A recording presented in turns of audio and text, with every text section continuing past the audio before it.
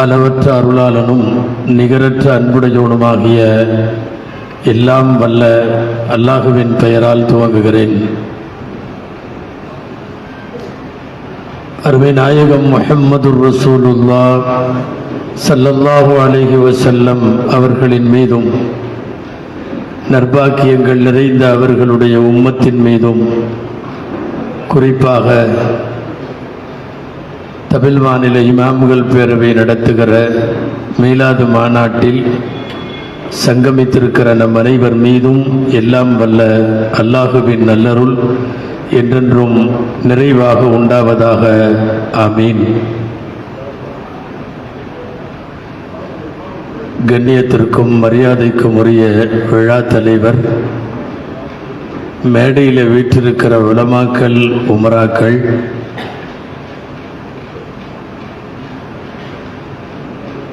கவியரங்கத்திலேயும் இன்ன பிற அமர்வுகளிலும் பங்கெடுத்து தங்களது பங்களிப்பை நிறைவு செய்து அமர்ந்திருக்கிற மாண்பார்ந்த மார்க்க அறிஞர்கள்,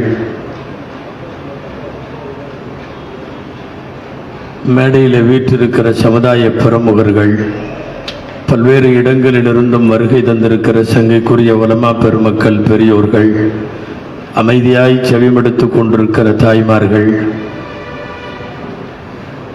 அனைவருக்கும் என் ஆரம்பமான அஸ்ஸலாமு அலைக்கும் வரஹ்மத்துல்லாஹி வபரகாத்துஹ்.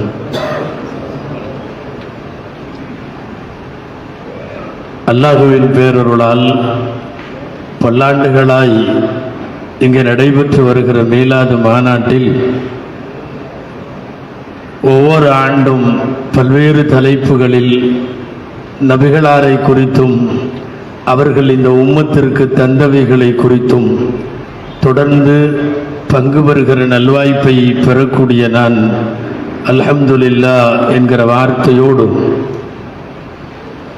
இவ்வாண்டும் நபி ஸல்லல்லாஹு அலைஹி வஸல்லம் உருவாக்கிய நீதித்துறையும் நீதிமன்றங்களும் என்கிற கருப்பொருளில் எனக்கு தரப்பட்டிருக்கிற குறிப்பிட்ட நேரத்தில் சிந்தனைக்கு சில விஷயங்களை சொல்லி முடிக்க ஆசித்து துவங்குகிறேன். எல்லாம் வல்ல அல்லாஹ் பயன்தரும் விஷயங்களை பேசவும் நாம் கேட்கவும் அது குறித்து சிந்திக்கவும் வரும் நாட்களிலே செயலாற்றவும் ரப்புல் ஆலமீன் அருள் புரிவானாக என்கிற துஆவோடு துவங்குகிறேன். இஸ்லாமிய மார்க்கத்திற்கு ஏதாவது ஒரு நல்ல பெயர் சொல்லுங்கள் என்று கேட்டால் அது நீதி மார்க்கம் என்று சொல்லிவிடலாம். அல் குர்ஆனுடைய 6666 வசனங்களின் சுருக்கத்தை ஒற்றை வார்த்தையில் சொல்லுங்கள் என்றால் அது நீதியின் மறை என்று சொல்லிவிடலாம். நபிகள் நாயகம் ஸல்லல்லாஹு அலைஹி வஸல்லம் அனுப்பப்பட்டதற்கான காரணத்தை ஒற்றை வரியில் சொல்லுங்கள் என்றால் ஓ உமிர்து லிஅஅதில பைனக்கும், நான் நீதி செய்வதற்காக, நீதியை நிலைநாட்டுவதற்காக அனுப்பப்பட்டிருக்கிறேன் என்று ஒற்றை வரியில் சொல்லிவிடலாம். இந்த மார்க்கம் நீதியின் மார்க்கம். இந்த மார்க்கம் தந்த மறை வேதம் நீதியானது. அவனுக்கு அல்லாஹ் வழங்கிய பேரருட்கொடையான பெருமானார் ஸல்லல்லாஹு அலைஹி வஸல்லம் நீதியின் மறு உருவம். உலகமெல்லாம் வெள்ளிக்கிழமை ஈது பெருநாளில் வெள்ளிக்கிழமை தோறும் ஜும்மாவிலே இருந்து எல்லா உபதேசங்களையும் முடித்துவிட்டு குத்பாவில் இருந்து இறங்குகிற போது மறக்காமல் சொல்லிவிட்டு இறங்குவார்கள், இன்னல்லாஹ யஅமுரு பில் அத்லி வல் இஹ்சான், அல்லாஹ் உங்களை நீதம் செய்யுமாறு உத்தரவிடுகிறான் என்கிற வார்த்தை. உலகமெல்லாம் ஓதப்படுகிற கோடிக்கணக்கான ஜும்மா குத்துபாக்களின் கடைசியில் இந்த ஆயத்தை ஓதிவிட்டுத்தான் அகில உலக இமாம்களெல்லாம் இறங்குகிறார்கள் என்கிற போது இந்த நீதியின் மார்க்கம் கட்டமைத்து கொடுத்த அல்லது அந்த மார்க்கத்தினுடைய முன்னோடியாக இருக்கிற பெருமானார் ஸல்லல்லாஹு அலைஹி வஸல்லம் வார்த்தளித்த நீதித்துறை பற்றியும் நீதிமன்றங்களை பற்றியும் நான் சில கவனத்திற்குரிய செய்திகளை மாத்திரம் இங்கே உங்களுக்கு தர வேண்டும். நீதி குறித்து பேசினார்கள், நீதிமன்றங்கள் குறித்து பேசினார்கள், நீதிபதிகள் குறித்து பேசினார்கள், நீதி பரிபாலனத்தின் அம்சங்களை குறித்து பேசினார்கள், அநீதியை பேசினார்கள், அநீதிக்கு ஆளாக்கப்பட்டவனுடைய பத்துவாவை பேசினார்கள். வரிசையாய் நீதியையும் நீதிமன்றங்களையும் அன்னலார் கட்டமைத்ததை போல அகில உலகத்தின் தலைவர்கள் யாரும் உலகத்திற்கு கட்டமைத்து தரவில்லை என்கிற வார்த்தைகள் முற்றிலும் மிகையில்லாத உண்மைகளாகும். நீதிபதிகளே, பசியோடு இருக்கிற போது தீர்ப்பு சொல்லாதீர்கள். நீதிபதிகளே, கோபமாக இருக்கிற போது தீர்ப்பு சொல்லாதீர்கள். நீதிபதிகளே, பாரபட்சமாக இருக்கிற போது தீர்ப்பு சொல்லாதீர்கள். நீதிபதிகளே, ஒரு தரப்பு வாதத்தை கேட்டு மறுதரப்பு வாதத்தை கேட்காமல் தீர்ப்பு சொல்லிவிடாதீர்கள். நீதிபதிகளுக்கு எச்சரிக்கைகளாய் அவர்களின் நீதிமன்ற ஒழுங்குகளை நிறைய பேசினார்கள் ஸல்லல்லாஹு அலைஹி வஸல்லம். இந்த தலைப்பு மிகவும் கவனம் பெறுவதற்கு காரணம், இஸ்லாமும் நீதியும் என்று ஏதோ ஒரு ஜும்மாவிலே மட்டும் பேசப்படுகிற, ஆண்டுக்கு ஒரு முறை உச்சரிக்கப்படுகிற தலைப்பு சமீப காலங்களில் சிறுபான்மையினருக்கான நீதி விஷயங்களில் நிறைய புறக்கணிப்பும் பாரபட்சமும் ஒருதலை பட்சமும் சார்பு நீதிகளும் வழங்கப்படுகிற சூழலில் இது முக்கியத்துவம் பெறுகிறது. நீதிபதிகளை குறித்து நபிகள் ஸல்லல்லாஹு அலைஹி வஸல்லம் பேசிய வார்த்தைகளுக்கு அப்பால் இப்போதெல்லாம் பாரபட்சமாய் தீர்ப்பு வழங்கினால் பாராளுமன்ற உறுப்பினராகி விடுகிறார்கள். ஒரே ஒரு தீர்ப்பு கொஞ்சம் மாற்றி கீர்த்தி தீர்ப்பு மாதிரியே தெரியாது, குழப்பவாதி மாதிரி தெரியும். அப்படி சொல்லிவிட்டால் அவர்கள் ராஜ்யசபாவுக்கு ரொம்ப சாதாரணமாக போய்விடுகிறார்கள்.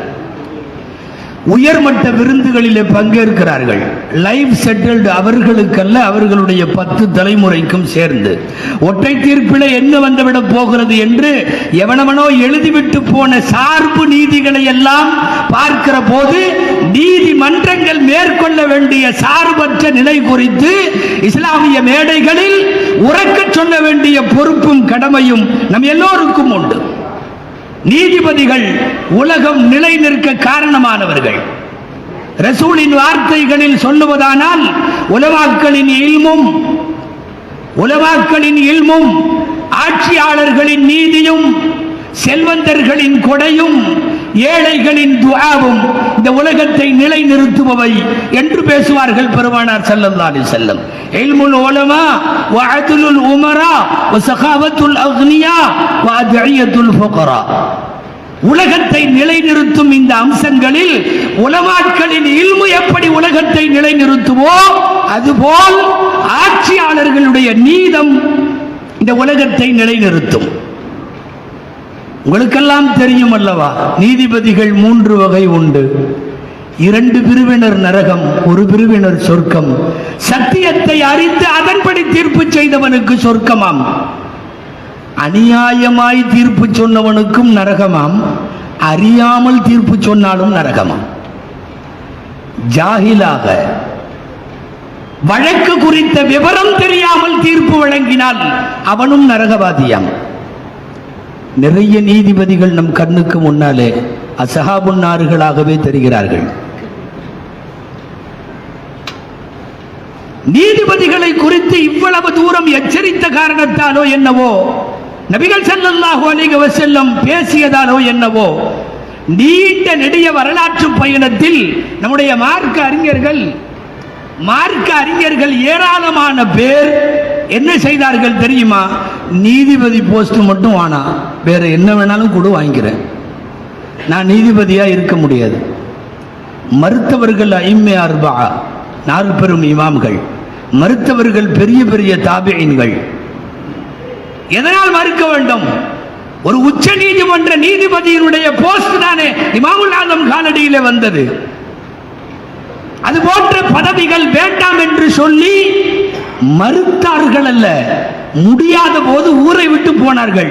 நீதிபதி பதவி ஏற்க மாட்டேன், வேண்டுமென்றால் நாடோடியாய் திரிவேன் என்று ஊர் புறப்பட்டு உலகம் பூரா சுற்றியவர் சுஃபியான் சௌரி ரஹ்மத்துல்லாஹி அலைஹி. எந்த காரணமுமே இல்லை அவங்க ஊரை விட்டு போனதுக்கு. நாளைக்கு காலையிலுக்குள்ள நீதிபதி போஸ்ட்டை நீ ஏத்துக்கிற, இல்லைன்னா நான் கொடுக்குற தண்டனையை நீ வாங்கிக்கிறேன்னு சொன்ன உடனே நைட்டோடு நைட்டாக எஸ்கேப்பு பொட்டி படுக்கையெல்லாம் தூக்கிட்டு வேற ஊருக்கு போயிட்டார். போய் தோட்டத்தில் வேலை செய்தார். பக்தாது போனார், அங்கே போனார், இங்கே போனார், மக்காவுக்கு போனார். எதற்காக ஓட வேண்டும்? நீதிபதி பதவி வேண்டாம், நான் அந்த இருக்கையில் என் வாழ்க்கை முழுக்க அமர மாட்டேன். சின்னதாய் சறுக்கிவிட்டால் கூட மறுமையில் பெரிதாய் சறுக்கிவிடும் ஒரு ஸ்டேஜ் அது, ஒரு மன்சப் அது. அந்த இருக்கை நீதிமன்ற இருக்கை, நீதிபதியின் இருக்கை. கடைசியா கஅபத்துல்லாஹ்ல வச்சு தவாஃப் செஞ்சுட்டு நிக்கிறப்போ ஹலீஃபா அபூ ஜஅஃபர் மன்சூர் அவர் அங்கேயே மக்காவில் போய் கேட்குறேன், சுஃபியானு தௌரி ஹரம்ல வச்சு என்னுடைய கோரிக்கையை ஏற்று நீதிபதி ஆயிரணும், இல்லைன்னா எந்த மார்க்க சட்டங்களை எல்லாம் மதிக்காம தண்டனையை அங்க வச்சே நிறைவேற்றுறேன். ஹரம் ஷரீஃபில் கஅபாவில் விரட்டுகிறது நீதிபதி பதவி. வேண்டாம் என்று விரண்டு ஓடுகிறார்கள். மக்காவின் எல்லையை நெருங்கி கொண்டிருக்கிறார் அபூ ஜஅஃபர் மன்சூர். சுஃபியானு தௌரி ரஹ்மத்துல்லாஹி அலைஹி என் கைகள் கஅபாவை பிடித்திருக்கிறது. ஒரே துவா, யா அல்லாஹ், மக்காவின் எல்லையை அபூ ஜஅஃபர் மன்சூர் தொடக்கூடாது. ரப்பே உன் பொறுப்பு. ஹுதூதுல் ஹரம் என்று சொல்லி, ஹத்துல் ஹரமில் மக்கி என்று சொல்லி, மக்காவின் எல்லை எங்கிருந்து ஆரம்பிக்குமோ அந்த இடம் வரை அந்த இடத்தில் விழுந்து மௌத்தானார் அபூ ஜஅஃபர் மன்சூர். அங்கே துவா இன்னும் முடியவில்லை. சுஃபியானு தௌரி ரஹ்மத்துல்லாஹி அலைஹி அவர்கள் கேட்ட துவா. நான் சொல்ல வருவது, ஷாஃபி இமாம் மறுத்தார்கள், மாலிக் இமாம் மறுத்தார்கள், ஐமாக்கள் நிறைய பேர் மறுத்தார்கள். அவுசாஇ ஊரை விட்டு ஓடினார்கள் ரஹ்மத்துல்லாஹி அலைஹி. சுஃபியானு தௌரி ரஹ்மத்துல்லாஹி அலைஹி ஊரை விட்டு ஓடினார்கள். எல்லாத்துக்கும் ஒரே காரணம், அவர்கள் அரசை எதிர்த்து ஓடவில்லை, கிளர்ச்சி செய்து ஓடவில்லை, அரசாங்கத்தில் தேடப்படும் குற்றவாளியாக ஒன்றும் அவர்கள் இல்லை. ஒன்றே ஒன்றுதான், எங்களை நீதிபதி பதவியிலே அமர்த்தாதே. சார்பாக நீதி வழங்கிவிட்டால் அவன் மிகப்பெரிய குற்றவாளி மறுமையில் என்பதால் தப்பி ஓடிய அந்த நீதிமான்கள் இருக்கிறார்களே, அதுவெல்லாம் நபிகள் ஸல்லல்லாஹு அலைஹி வஸல்லத்தினுடைய உம்மத்தில் நீதிபதி பதவியை மறுத்தவர்கள் எதனால் மறுத்தார்கள் என்பதற்கான காரண காரியங்களை நம்மை யோசிக்க வைக்கிறது. நீதிமன்றத்தினுடைய வரலாற்றில் இஸ்லாமிய நீதியின் நெடும் புகழ் காதி ஷுரைஹ் ரஹ்மத்துல்லாஹி அலைஹி. உங்கள் காதுகளில் பலமுறை விழுந்திருக்கும் இந்த பெயர் காதி ஷுரைஹ். நீண்ட நெடுங்காலம் ஒட்டுமொத்த இஸ்லாமிய அரசினுடைய உச்ச நீதிமன்ற நீதிபதி. வீடுகளிலும் பள்ளிவாசல் திண்ணைகளிலும் வழக்குகள் விசாரிக்கப்பட்டு வந்த நிலையில் நீதிமன்றத்திற்கு தனி கட்டிடம் வேண்டும் என்று கேட்டு பிரம்மாண்டமான நீதிமன்ற அரங்கு முதலில் ஷுரைஹ் அவர்களால் ஏற்பாடு செய்யப்பட்டது என்பது இஸ்லாமிய நீதி பரிபாலனத்தின் வரலாறு. காதி ஷுரைஹ் அமருகிற நீதிபதியின் இருக்கைக்கு மேலே இப்போதெல்லாம் சத்தியமேவ ஜெயதே என்று எழுதி வைத்திருக்கிறார்கள் அல்லவா. வாய்மையே வெல்லும், பெரும்பாலும் வெல்றதில்லை, வாய்மையே வெல்லும் என்று எழுதி வைத்திருக்கிறார்களே, அங்கே எழுதி வைத்திருந்தார்கள் காதி ஷுரைஹ் ரஹ்மத்துல்லாஹி அலைஹி, இன்னல் வாலிம் வ இன் ஹகம்த லஹு இன்ததிருல் இகாப். ஒரு அநியாயக்காரனுக்கு நீ சாதகமாய் தீர்ப்பு வழங்கினாலும் அவன் தண்டனைக்குரியவன் தான், அதை எதிர்பார்த்தே ஆகுவான். வ இன்னல் மظلوم வ இன் ஹகம்த அலைஹி ஃபஹுவ இன்ததிருல் இன்சாஃப். நீ ஒரு அப்பாவிக்கு அவனுக்கு எதிராக தீர்ப்பு வழங்கினால் நீ வழங்கிய தீர்ப்பு எப்படியோ அவனுக்கு நீதி கிடைத்தே தீரும், அவன் இன்சாஃபை எதிர்பார்ப்பான் என்று சொல்லிவிட்டு நபிகள் ஸல்லல்லாஹு அலைஹி வஸல்லம் அந்த வார்த்தை, வ உமிர்து லிஅஅதில பைனகும், நான் உங்களுக்கு இடையில் நீதத்தை நிலைநாட்ட வந்திருக்கிறேன் என்கிற வசனம் காதி ஷுரைஹ் எழுதியிருப்பார்கள். சட்ட புத்தகங்களை மாத்திரமல்ல, ஆட்களின் முகபாவனை, வருகிற தோரணை, அவன் குடும்ப பின்னணி, அவன் மார்க்கத்தினுடைய பற்று, எல்லாவற்றையும் உள்வாங்கிக் கொண்டு தீர்ப்பு வழங்கினார்கள் காதி ஷுரைஹ் போன்ற இஸ்லாமிய நீதிபதிகள். இமாம் ஷாபி ரஹ்மத்துல்லாஹி அலைஹி ஒருத்தர் இருந்தாங்க, பெரிய இமாம். காதி ஷுரைஹ் ஒரு வழக்கை விசாரிக்கிற போது பக்கத்தில் உட்கார்ந்து இருந்தாங்க. ஒரு அம்மா அழுதுகிட்டே வந்தது.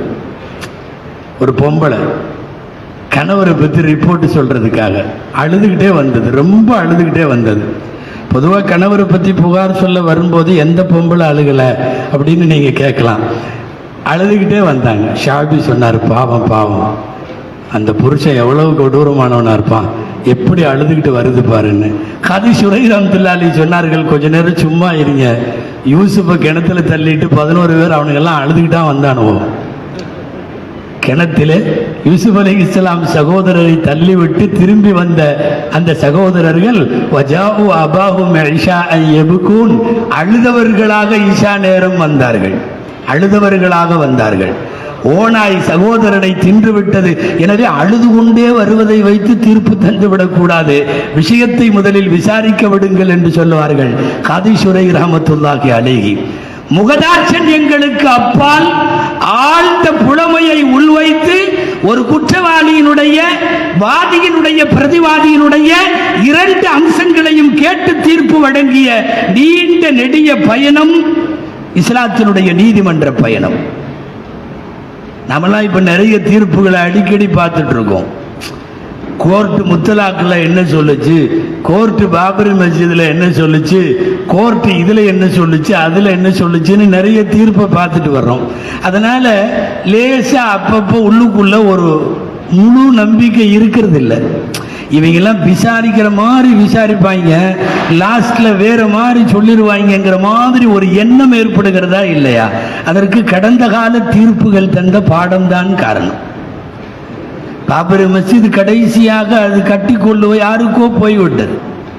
அதுக்கு பல வருஷமா நடந்ததுல இந்த லாஸ்ட் வந்த தீர்ப்புக்கு முன்னாடி ஒரு தீர்ப்பு வந்தது, உங்களுக்கு தெரியும், பாபரி மஸ்ஜிதுடைய தீர்ப்பு. இந்த வழக்கை விசாரிச்சவருக்கு பேர் திரிபாதின்னு பேர், நீதிபதி. நமக்கெல்லாம் சரிபாதி மட்டும்தான் தெரியும், அவர் என்னமோ தெரியல பேர்லயே திரிபாதின்னு வச்சிருக்காரு. திரிபாதினாவே 3ஆ பிரிக்கிறதுன்னு அர்த்தம். திரிகோணம், ட்ரையாங்கிள் இல்லையா? இந்த திரிகோணம் அப்படிங்கிறதெல்லாம் அவர் ஏதோ 3ஆ பிரிக்க போறாருன்னு பேர்லயே தெரியுது. அவரை கொண்டு வந்து உட்கார வச்சானுவாங்க, திரிபாதி நீ தீர்ப்பு சொல்லுப்பான்னாங்க. அவர் வழக்கு போட்ட 3 பேரும் ஆளுக்கு கொஞ்சமா பங்கு வச்சு எடுத்துக்கங்க, அஸ்ஸலாமு அலைக்கும்ட்டு கிளம்பிட்டார். வித்தியாசமான தீர்ப்பு. நம்ம சமயத்தில் ஸ்கூல்ல கிளாஸ் பசங்க சின்ன பசங்களுக்கு ஏதாவது நம்ம தீர்ப்பு செய்வோம்ல, ஆளு கொஞ்சம் எடுத்துக்கடா போடான்னு. இருந்தாலும் பல்லாண்டுகள் வழக்கு நடந்து 10,000 பக்கங்கள் அறிக்கை வாசித்து 10,000 சாட்சிகள் விசாரிக்கப்பட்டு இந்திய சுதந்திர இந்தியாவினுடைய நீதிமன்ற வரலாற்றில் இப்படி ஒரு வழக்கு இழு இழு இழு என்று இழுத்ததே இல்லை என்கிற அளவுக்கு இழுத்து திரிபாதி வந்து முடிச்சிட்டாரு. 3ஆ பிரிச்சுக்கோ அப்படின்ட்டார். நிறைய பேர்த்துக்கு தீர்ப்பே விளங்கலை. அந்த தீர்ப்பு வந்த மறுநாள் தினமணி செய்தியில தலையங்கம் போட்டிருந்தான். என்ன தலையங்கம் தெரியுமா? தலையங்கத்தில் டைட்டில் கிர்ருங்குது அப்படின்னு போட்டிருந்தான். ஒன்றும் விளங்கலை, கிர்ருங்குது அப்படின்னு தலைப்பு போட்டு, அதாவது இந்த தீர்ப்பை எப்படி புரிஞ்சுக்கிறதுன்னே தெரியல. மரத்தடி நாட்டாமைகள் கூட கொஞ்சம் நல்லா சொல்லுவாங்க, அந்த மாதிரி போயிருச்சு. அதுக்கப்புறம் திரும்ப அதையெல்லாம் யாரும் ஏத்துக்காம தான் இழு இழு இழுன்னு இழுத்து இப்ப வேற மாதிரி தீர்ப்பு. வழக்கு அடிப்படையில் அல்ல, சட்ட அடிப்படையில் அல்ல, சட்ட புத்தகத்தினுடைய அடிப்படையில் அல்ல, இபிகோவினுடைய பிரிவுகள் அரசியலமைப்பு சட்டத்தின்படி அல்ல, மனசாட்சியின்படி தீர்ப்பு என்று மனசாட்சியே இல்லாமல் வைத்திருந்த தீர்ப்புகளை பார்க்கிறோம் அல்லவா? நபிகள் நாயகம் ஸல்லல்லாஹு அலைஹி வஸல்லம் உருவாக்கிய நீதிமான்களும் நீதிமன்றங்களும், அல்லாஹு அக்பர், நாயகத்தினுடைய வரலாற்றில் அவர்களினுடைய காலத்திற்கு பின்னாலும் கூட இந்த உலகத்தில் முதலாய் நீதிக்கு குரல் கொடுத்த பெருமை நபிகள் ஸல்லல்லாஹு அலைஹி வஸல்லம் அவர்களையும் சஹாபாக்களையும் சேரும். நபித்தோழர் அப்துல்லாஹ் இப்னு ரவாஹா ரலியல்லாஹு அன்ஹு ஸல்லல்லாஹு அலைஹி வஸல்லம் யூதர்களுக்கு மத்தியில் போய் தீர்ப்பு செய்யறதுக்கு ஒரு கேஸுக்கு அனுப்பிச்சு விட்டாங்க. போய் உட்கார்ந்த ஒரு நீதிபதி பேசாம இருக்கலாம்ல, அவங்க சொல்லிட்டாங்க, நான் எங்கிருந்து வருகிறேன் தெரியுமா? ஜிதுக்கும் மின் அஹப்பின் நாசி இலைய, உலகத்திலேயே எனக்கு பிடிச்சமான அல்லாஹ்வுடைய தூதர்கிட்ட நான் வர்றேன் அப்படின்னு சொல்லிட்டார். சொல்லிட்டு அப்புறம் சொன்னாரு, யார்கிட்ட வந்திருக்கேன் தெரியுமா? உலகத்திலேயே அபுகதுன் நாசி இலைய, மக்கள்ல ஆக எனக்கு பிடிக்காத யூதர்களான உங்கள்கிட்ட நான் வந்திருக்கேன்.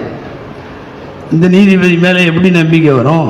டோட்டலா பிராங்கா சொல்லிட்டார். என்னன்னு எனக்கு ஆக பிரியமான ரசூலிடம் இருந்து எனக்கு ஆக பிடிக்காத உங்களுக்கு நீதிபதியாய் வந்திருக்கிறேன். சொல்லிவிட்டு சொன்னார்கள், லா யத்ஃபஉனி ஹுப்பு நபி ஸல்லல்லாஹு அலைஹி வஸல்லம் வ புக்தி இலைக்கும் அல்லா அஅதில். ஆனா அல்லாஹ் மேல சத்தியமா சொல்றேன், ரசூலின் மீது நான் வைத்திருக்கிற பிரியமோ உங்கள் மீது நான் வைத்திருக்கிற கோபமோ இப்போது எனக்கு நீதியில எந்த தடையும் செய்யாது. நீதி உங்க பக்கம் இருந்தா உங்களுக்கு தான் தீர்ப்பு. நான் வருவது எனக்கு பிடித்தமான ஆளிடம் இருந்து வரலாம். ஒரு இஸ்லாமியன் தீர்ப்பு சொல்லுகிற போது, ஒரு நீதிமன்றத்தில் நீதிபதியாய் வந்து ஒரு நீதிபதி அமருகிற போது எதிரில உள்ளவர்களின் கோபதாபங்களை கடந்து சத்தியம் மட்டுமே வெல்லும் என்கிற சத்தியமேவ ஜெயதேவை ஏறத்தாழ 14 நூற்றாண்டுகளுக்கு முன்னால் இந்த மண்ணிற்கு நீதிபதிகளாய் அலங்கரித்து சொன்னவர்கள். தீர்ப்பு வழங்கியதற்கு பின்னால் எழுந்து வெளியே போகிற போது யூதர்கள் சொன்னதாய் குறிப்பிருக்கிறது. 2-3 முறை இந்த வார்த்தை சொல்லி இருக்கிறார்கள். இதே அப்துல்லாஹ் இப்னு ரவாஹாவுக்கு அதிலே ஒரு முறை பிமிஸ்லி ஹாதா காமத்தி சமாவாத்து வல் அர்து, இது போன்ற ஆட்களால் தான் வானமும் பூமியும் இன்னைக்கும் நிக்குது அப்படின்னு சொல்லிவிட்டு போனவன் யூதன். அன்னலார் கட்ட வைத்த நீதிமன்றம் எது தெரியுமா? யகூதிகள் வழக்கு சண்டையிட்டுக் கொண்டாலும் தீர்ப்புக்கு பாதிரியிடம் போக மாட்டான், ரசூலுல்லாஹ்விடத்தில் வருவான். நஸராக்கள் சண்டையிட்டுக் கொள்வார்கள், தீர்ப்புக்கு அவர்களின் மதம் சார்ந்த சமய தலைவரின் பீடத்தை போய் தட்ட மாட்டான், ரசூலுல்லாஹ்விடத்தில் வருவான். எல்லா தரப்பு மக்களுக்கும் மதம் கடந்த நீதிபதியாய் நபிகள் நாயகம் ஸல்லல்லாஹு அலைஹி வஸல்லம் இருந்தார்கள் என்பதல்ல, நீதித்துறை வரலாற்றில் ஆக்ஸ்போர்டு பல்கலைக்கழகம் உள்ளிட்ட வாசல்களில் எல்லாம் பொறிக்கப்பட்டிருக்கிற பொன்னிறுத்துக்களான அந்த வாசகம், முஹம்மது மகள் ஃபாத்திமா திருடினாலும் நான் கையை வெட்டுவேன். உலக வரலாற்றில் இந்த மாதிரி ஒரு வார்த்தை, அதுவும் பிரபலமாகி எல்லா தரப்பு மக்களையும் அடைந்து நீதிக்கான அடிப்படை இலக்கணமாய் வரைவிலக்கணமாய் அந்த வார்த்தை அமைந்தது. ஃபாத்திமத்து பின்து முஹம்மதின் லகதஅது யதஹா, என் மகள் ஃபாத்திமா திருடினாலும் கையை வெட்டுவேன். நாயகம் ஒரு நீதிக்காரர், நாயகம் ஒரு நீதிமான் என்பதற்கு அந்த வார்த்தை ஒற்றை வார்த்தை அடையாளம், ஒற்றை வார்த்தை. சஹீஹ் முஸ்லிமில் அல்லாமா நவவி ரஹ்மத்துல்லாஹி அலைஹி அந்த ஹதீஸின் விரிவுரையில் ஒரு வார்த்தை சொல்லுவார்கள். எந்த பாவமும் இல்லாத ஒரு பெண்ணை அந்த பெண் திருடினாள் என்று ரசூலுல்லாஹ் சொல்லலாமா என்ற ஒரு விவாதத்தை பதிவு செய்வார் இமாம் நவவி ரஹ்மத்துல்லாஹி அலைஹி.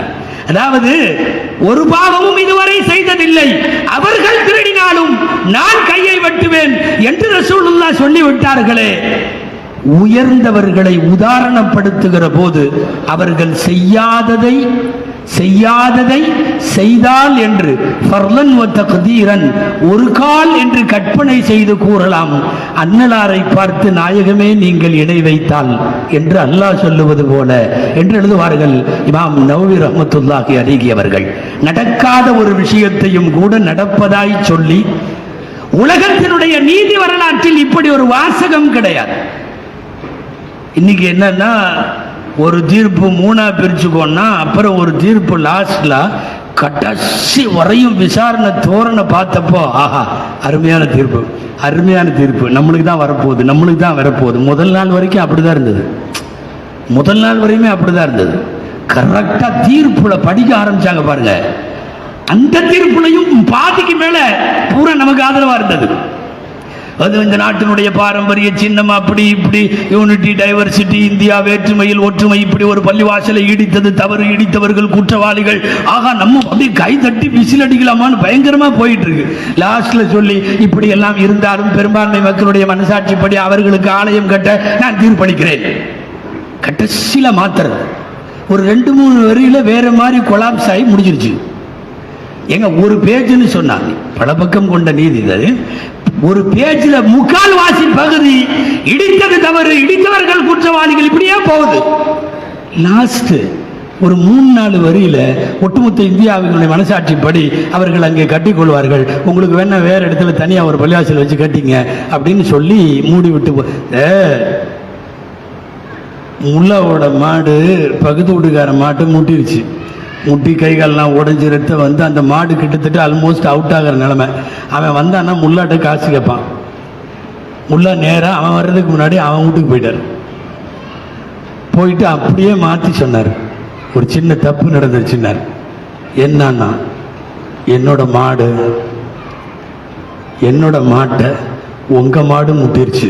மாற்றி சொன்னார், முட்டிருச்சு, கைகாலெல்லாம் போயிடுச்சு, கொம்பில் குத்தி ரத்தமெல்லாம் வந்துருச்சு, ஆல்மோஸ்ட் மாடு வந்து சீரியஸ் கண்டிஷனில் இருக்குது. அவன் முல்லா காசு கேட்க வந்துட்டாருன்னு தெரிஞ்சுக்கிட்டு அவன், முல்லா இதெல்லாம் ஒரு பெரிய விஷயமா, நம்ம என்ன நம்மளை மாதிரி அறிவு இருக்குதா? மாடுகளுக்கு அறிவு இல்லை. அதுக்கு எப்போவுமே ஒன்றுக்கு ஒன்று சண்டை போட்டுக்கும். மாடுக ஒன்றுக்கு ஒன்று அடிச்சுக்கிறதுங்கிறது எல்லாம் வச்சுக்கிட்டு நம்மளுக்குள்ளே நாம் பகமை வளர்த்துக்கிட்டா என்னத்துக்கு ஆகிறது அப்படின்னு சொல்லி கிட்டத்தட்ட என்கிட்ட காசு கேட்காதேங்கிற லெவலுக்கு எல்லாம் பேசணும்னு லாஸ்ட் வரையில் முல்லா சொன்னார். வந்த அவசரத்தில் நாக்கு குளறி வேற மாதிரி சொல்லிட்டேன், ஏன் மாடு தான் ஓ மாடு முட்டுச்சுன்னார். இப்போ என்ன ஆகும் தெரியுமா? அது பூரா திரும்ப வரும். மாடுகளுக்கு அறிவு உண்டா? ஒன்றுக்கு ஒன்று முட்டை தானே செய்யும். இதுக்கெல்லாம் நம்ம பிரச்சனை பண்ணலாமா? இதுக்கெல்லாம் நம்ம காசு கேட்டுட்டு இருக்க முடியுமா? அப்படியே கொஞ்ச நேரம் அவன் ஒன்றும் சொல்லலை, அப்படியே ஈயாடாம உட்காந்துருந்தான்ல. நம்ம இந்த தீர்ப்புலையும் அப்படிதான் உட்காந்துருந்தோம். பாபரி மஸ்ஜித் தீர்ப்பு அடிக்கிறப்போ அது ஒரு புராதன சின்னம், அதை இடித்தது தவறு, இடித்தவர்கள் குற்றவாளிகள் எல்லாம் சொல்லிக்கிட்டே வந்து கடைசி வரியில எனவே நீங்கள் ஆலயம் கட்டி கொள்ளுங்கள்னு அந்த பக்கம் போச்சா இல்லையா? அப்படியே உட்காந்துக்க வேண்டியதான். நமக்கு நீதிமன்றங்களை விமர்சிக்கல, நீதிமன்றங்களை கடுமையா சாடல, கண்டெம்ட் ஆஃப் கோர்ட் எல்லாம் இல்லை. ஒரு ஏமாந்து போன மனோநிலை. அதாவது எல்லா காலத்திலையும் ஏதாவது நம்ம ஏமாற்றம் ஆயிருமோ அப்படிங்கிற மாதிரி நாங்க இந்த ஒண்ணுல நிறைய தீர்ப்புகளை பார்த்துக்கிட்டே இருக்கிறோம். இப்பதெல்லாம் வழக்கினுடைய விசாரணையே வேறு மாதிரி போகிறதே. ஹிஜாப் தீர்ப்பினுடைய அந்த விசாரிக்கிற கோணமே, நீதிபதிகள் குறுக்கே கேட்கிற கேள்விகளே வந்து கொஞ்சம் பதட்டம் அடைய வைக்கிறது. அந்த நீதிமன்ற சீட்டு வந்து நான் சமீபத்தில் ஒரு ஜும்மாவிலே பேசினேன். நிறங்களுக்கு அப்பாற்பட்டது நீதிமன்றம். பச்சை நிறத்திலையும் கோர்ட் இருக்க வேணாம், காவி நிறத்திலையும் இருக்க வேணாம். அதற்கென்ற ஒரு நிறம் உண்டு. நீதிதான் அதனுடைய நிறம், நீதிதான் அதன் அடையாளம். விசாரிக்கிறப்பவே வேறு மாதிரி. நாட்டினுடைய உயர்ந்த போஸ்ட்ல இருக்கிற சில நீதிபதிகளுடைய வாயில வருது, சபரிமலைக்கு பொம்பளைய போலாமா? விவகாரம் நீதிமன்றத்தில் முற்றி விடுகிற போது, குறிப்பாக அந்த நேரத்தில் கேரளாவுடைய முதல்வர் பினராயி விஜயன் அவர்கள் மிகப்பெரிய பாராட்டுக்குரியவர்கள். அந்த விவகாரம் நீதிமன்றத்தில் ஆக முற்றிட்டு வரும்போது, இந்த நாட்டில் பெரும்பாலான நீதிமான்களாக தன்னை காட்டிக் கொள்ளுபவர்களுடைய வாயில என்ன சொன்னாங்க தெரியுமா? மத விஷயங்களில் கோர்ட்டு தலையிடக்கூடாது, மத நம்பிக்கை விஷயத்தில் கோர்ட்டு தலையிடக்கூடாது, அவங்களையெல்லாம் இவங்களையெல்லாம் அனுமதிங்கன்னு சொல்லி கோர்ட்டுக்கு ஆர்டர் போடுறதுக்கு அது அதிகாரம் இல்லை. ஆனால் அதே ஹிஜாப் விஷயத்தில் கோர்ட்டு சொல்லுவதை முஸ்லிம்கள் ஏற்க வேண்டும். நேரடியான இரட்டை நிலைப்பாடு இந்த விசாரணையின் கோணம் பயப்பட வைக்கிறது. மும்பையிலே, கொல்கத்தாவிலே இப்போது நடைபெற்று வருகிற பாங்கினுடைய வழக்கு கூட அப்படித்தான் இருக்கிறது. இந்த விசாரணையே பயமா இருக்கு.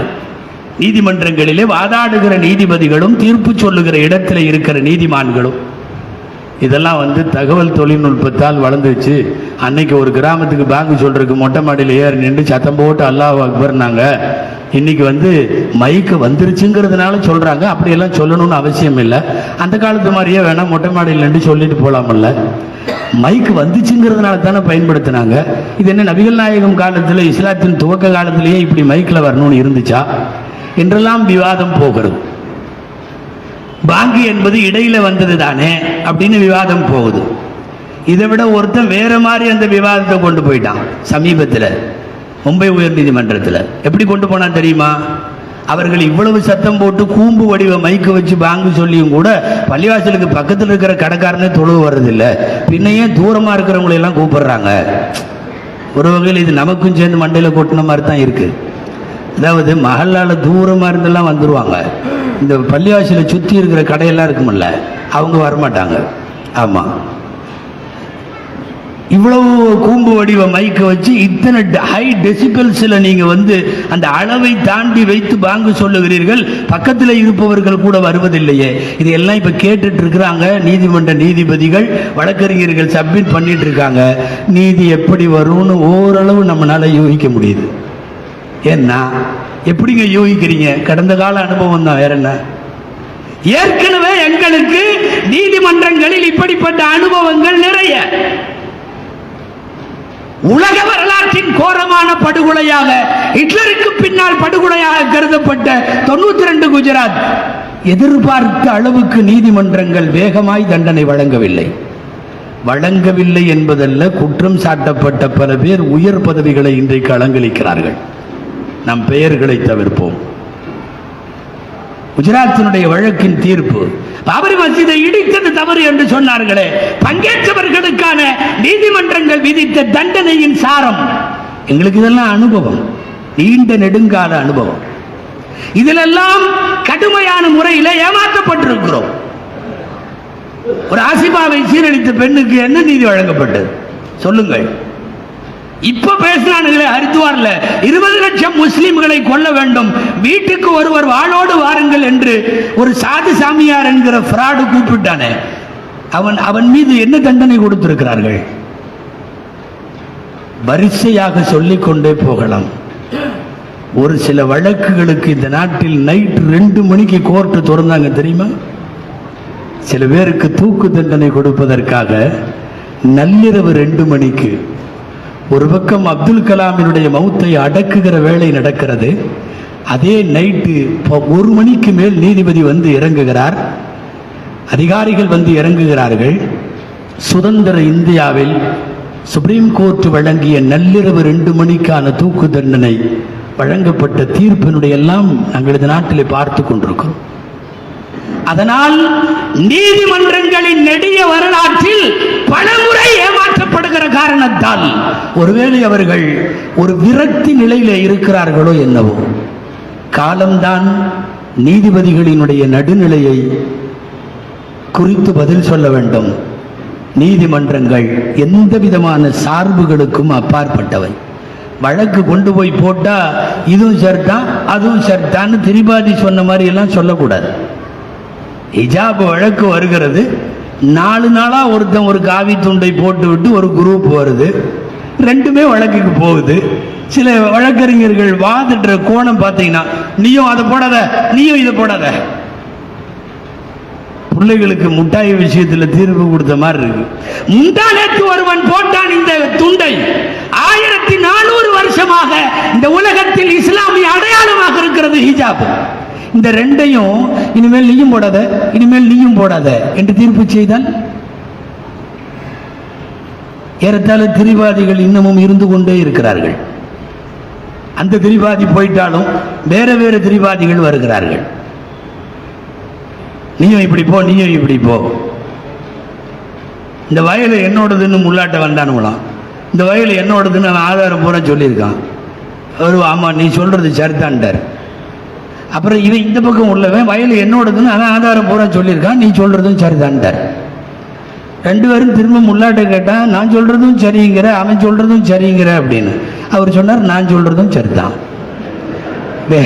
கையில வேற தீர்ப்பு இல்லை.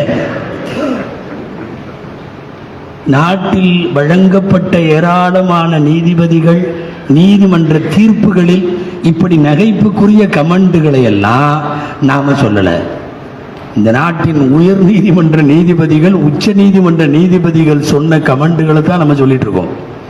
நம்ம புதுசா உருவாக்கி அது ஏதாவது நீதிமன்ற அவமதிப்பா அப்படி இப்படின்னுமாங்க. உச்ச நீதிமன்ற வழக்கறிஞர்கள் மூத்த முன்னாள் நீதிபதிகள் எல்லாம் கையெழுத்திட்டு சொல்லுகிறார்கள், இந்த விஷயத்தில் நாங்கள் நடுநிலை தவறிவிட்டோம் என்பதை அவர்கள் ஒத்துக்கொள்ளுகிற சூழ்நிலையை பார்க்கிறோமா இல்லையா?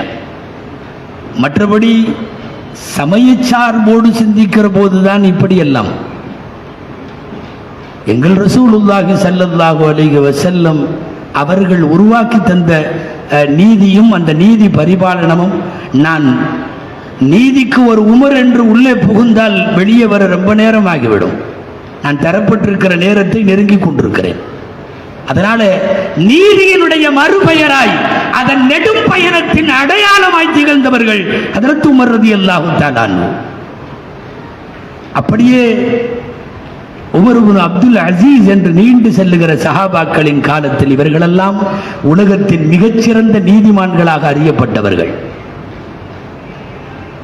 அம்ர் இப்னுல் ஆஸ் ரலியல்லாஹு அன்ஹு தானே அடிக்கடி கேள்விப்பட்டிருப்பீங்கன்னு நினைக்கிறேன். பள்ளிவாசல்ல பக்கத்தில் உள்ள யகூதி பொம்பளையோட இடத்த வந்து காசு கொடுத்து வாங்கி பள்ளிவாசலுக்கு சேர்த்துட்டாரு. அந்த பொம்பளை உமர் ரலியல்லாஹு அன்ஹுக்கு சொல்லிருச்சு, என்னுடைய விருப்பம் இல்லாமல் கட்டாயமா என் இடத்த பள்ளிவாசலுக்கு எடுத்துக்கிட்டாங்கன்னு. உடனடியாக ஜனாதிபதியிட்ட இருந்து ஆர்டர், மிஸ்ருக்கு அம்ர் இப்னுல் ஆஸ் ரலியல்லாஹு அன்ஹுக்கு முதல்ல அதை கட் பண்ணி அந்த பொம்பளைக்கு வீட்டை கொடு. பள்ளிவாசலுக்காக இருந்தாலும் இபாதத்துக்காக இருந்தாலும் யகூதி நசராக்களின் இடத்தை நீ அபகரித்துக் கொள்ள அனுமதி இல்லை என்கிற மாநில கவர்னருக்கு எழுதியவர்கள் ஹஜ்ரத் உமர் ரலியல்லாஹு அன்ஹு.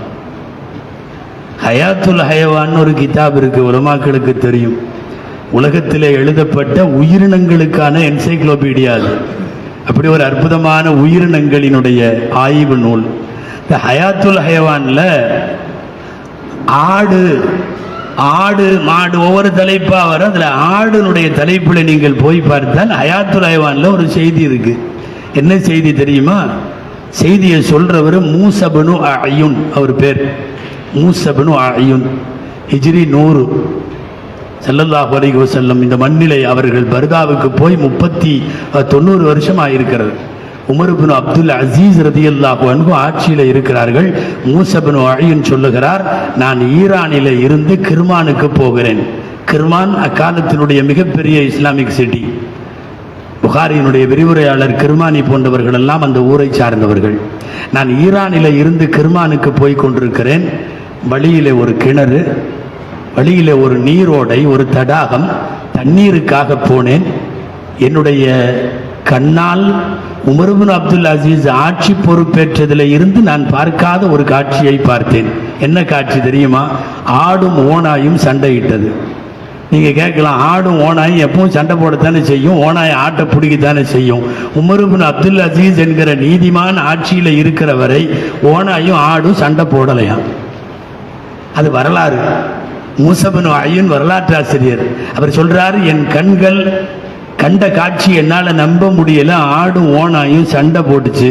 என்னை அறியாமல் என் வாய் சொன்னது, அநேகமாக கலீஃபா மௌத்தாகி விட்டாரோ, அதனால் தான் ஒரு ஓனாய் ஆட்டின் மீது பாய்கிறதோ என்று என்னை அறியாமல் சொல்லிவிட்டு நான் கிர்மானுக்கு வந்தேன். நான் சொன்ன நேரத்தில் அந்த ஆட்டையும் ஓனாயும் நான் பார்த்த நேரத்தில் கலீஃபா மௌத்தாகி விட்டார். உமர் இப்னு அப்துல் அசீஸ் அவர்கள் நீதிமான்கள் ஆளுகிற போது அந்த நாட்டினுடைய ஆடு மாடுகள் கூட அக்கிரமம் செய்யல.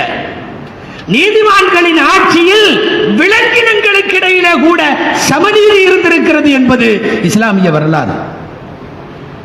நிறைய சம்பவங்களை நீதிமன்றத்தினுடைய அந்த நெடுங்கதவுக்கு பின்னாலே இஸ்லாம் ஒழித்து வைத்திருக்கிற நீதி பரிபாலனங்களை நிறைய சொல்லலாம்.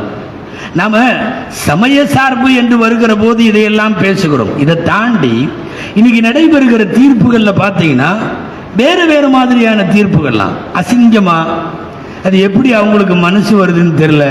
இவங்கெல்லாம் இப்படி மக்கள்கிட்ட இருந்து ஒருத்தராக நீதிபதி ஆனாங்களா, இல்லை எங்கேயாவது டைரக்டா இறங்கிட்டாங்களான்னே தெரியல. பூமியில முளைச்சாங்களா, இல்லை வானத்திலிருந்து குதிச்சாங்களான்னு தெரியல. எந்த ஆணாகினும் எந்த பெண்ணாகினும், திருமணம் ஆனவர்களாக இருந்தாலும் ஆகாதவர்களாக இருந்தாலும், பருவம் எய்திவிட்டால் விருப்பத்தோடு சேர்ந்து கொண்டால் தவறில்லை. இந்தியாவில் வழங்கப்பட்ட தீர்ப்பு. விருப்பத்தோடு சேர்ந்துக்கிட்டா அந்த வீட்டில் இருக்கிற ஆம்பளை, இந்த வீட்டில் இருக்கிற பொம்பளை, எங்கேயோ ரெண்டும் விருப்பத்தோடு சேர்ந்துக்கிட்டா தப்பில்லை. எங்க போய் சொல்ல முடியும்னு தெரியல எங்க நாட்டில் வழங்கப்பட்ட நீதின்னு சொல்லி. ஓரின சேர்க்கையை ஏன் சட்ட ரீதியாக அனுமதிக்க கூடாது? அது ஒரு பாலினத்தவர்களினுடைய பாலியல் பிரச்சனை, அதை ஏன் தடை செய்யறீங்க? இது நீதிமன்றத்தில் வழங்கப்பட்ட தீர்ப்பு. உங்களால் விபச்சாரத்தை கட்டுப்படுத்த முடியவில்லை என்கிற போது ரெட் லைட் ஏரியாவை ஏன் சட்டப்பூர்வமாக்க கூடாது? இது ஒரு நீதிபதி கேட்கிறார், உச்ச நீதிமன்றத்தில் கேட்கிறார். இந்த சீட்ல உட்கார்ந்து எழுதுற வார்த்தையெல்லாம் இந்தியாவுக்கான சட்ட புத்தகத்தில் போய் சேரும். அந்த சீட்டில் அந்த பேனால அங்க எழுதுறாரு என்னது, ரெட் லைட் மையங்களாக விபச்சார விடுதிகளாக செயல்படக்கூடிய அந்த இடங்களை எல்லாம் அரசு சட்டப்பூர்வமாக்கி விட்டால் இந்த பிரச்சனை இருக்காதல்ல. வழங்கப்பட்டது. விளையாட்டுகள்லாம் சொல்லல, அபாண்டமாவெல்லாம் சொல்லல. இப்படிப்பட்ட ஏராளமான தீர்ப்புகள் இதற்கு முன்னாலே நடந்தது. அந்த தீர்ப்புகளை குறிச்செல்லாம் நிறைய அசிங்கங்கள். இது எப்படி எங்க போய் சொல்ல முடியும்? இவைகளை எல்லாம் இதிலெல்லாம் நிறைய விமர்சனங்கள் இருக்கிறது. விரும்பியபடியெல்லாம் யாரோடும் உறவு வைத்துக் கொள்வது தவறில்லை என்று ஒன்று சொன்னால் உலகத்தில் விபச்சாரம்ங்கிறதே இல்லாம விபச்சாரமே கிடையாது. எல்லாம் சட்ட ரீதியாக ஆயிரம் ஹராமுகளை ஹலாலாக்குகிற நீதிபதிகளின் வாயில யோசிக்கிற போது நீதிமன்றங்களையும் நீதி பரிபாலனத்தையும் நபிகள் நாயகம் ஸல்லல்லாஹு அலைஹி வஸல்லம் கசையடியிலே இருந்து கல்லடியிலே இருந்து துவக்கி குடிகாரனுக்கு சவுக்கடி வரை அந்த நீதிமன்றங்கள் நிறைவேற்றி உலகத்தினுடைய குற்றங்களினுடைய கனபரிணாமத்தை குறைத்து காட்டினார்கள் அல்லவா? உண்மையாகவே நான் உங்களுக்கிடையில் நீதியை நிலைநாட்டுவதற்காக அனுப்பப்பட்டிருக்கிறேன் என்று நபிகள் நாயகம் ஸல்லல்லாஹு அலைஹி வஸல்லம் பேசியதை அவர்களின் 63 ஆண்டு காலத்தில் அதை செய்து முடித்தார்கள். அந்த நீதியை நிலைநாட்டுவதற்காகத்தான் நீண்ட நெடிய பயணம். அப்படியே உள்வாங்கிக் கொண்டு தொடர்ந்து அந்த தடத்தில் பயணித்தவர்கள் சஹாபா பெருமக்கள். நீதிக்கு புறம்பாய் கிறிஸ்தவர்களோ யூதர்களோ மஜூசிகளோ வேறு யாராவது ஒரு பிரிவினர் நீதி இஸ்லாமிய அநீதியால் பாதிக்கப்பட்டார்கள் என்று உங்களால் யாரையும் சொல்ல முடியாது.